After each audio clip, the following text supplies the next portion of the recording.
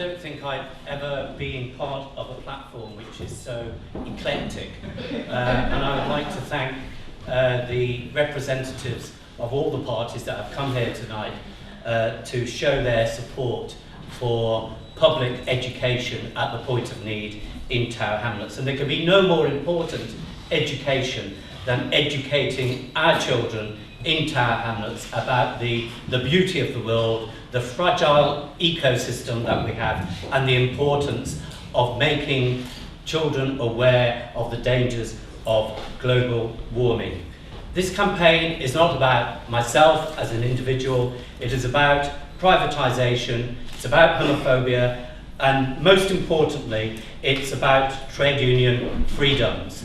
But I have to say, somebody gave me a poster today, a well-wisher, as I came in. And I believe the campaign is also about surrealism.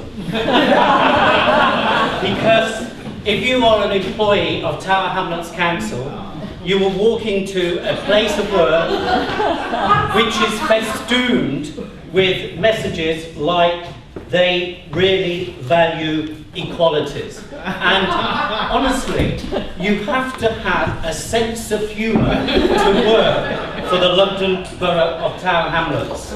Now, when people talk about privatising this service, it's not just a question of giving over one person to a company with a disreputable reputation and breaking legislation in terms of competitive tendering. It's not just about corruption. It's about demeaning the young people in this borough.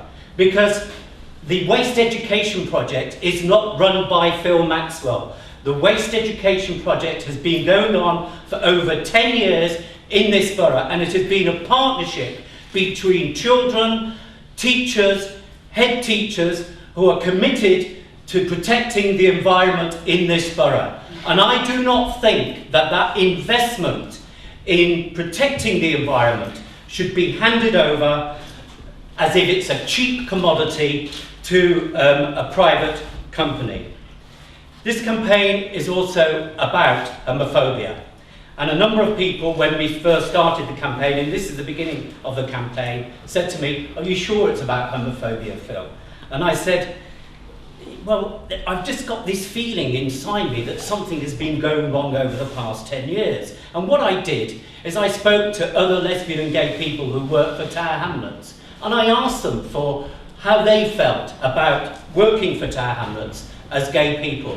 And after about 5 minutes, every single person I spoke to would come out with anecdotal evidence of the way they've been discriminated against. And for myself, I do think it's extremely odd that although I've won the highest awards in the industry, the best UK information and communication campaign of the National Recycling Awards for the UK, and numerous other awards, not once has any of my managers ever come to any of those award ceremonies. Not once have my waste management managers said, "Well done, Phil."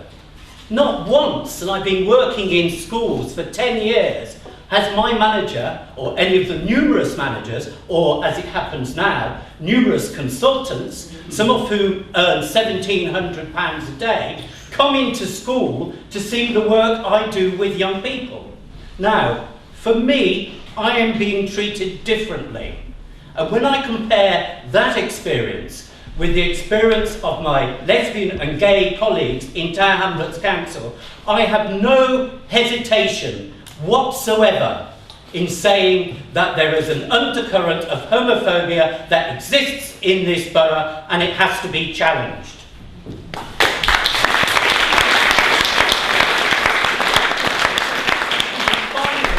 And finally, this is most importantly a campaign about trade union freedom.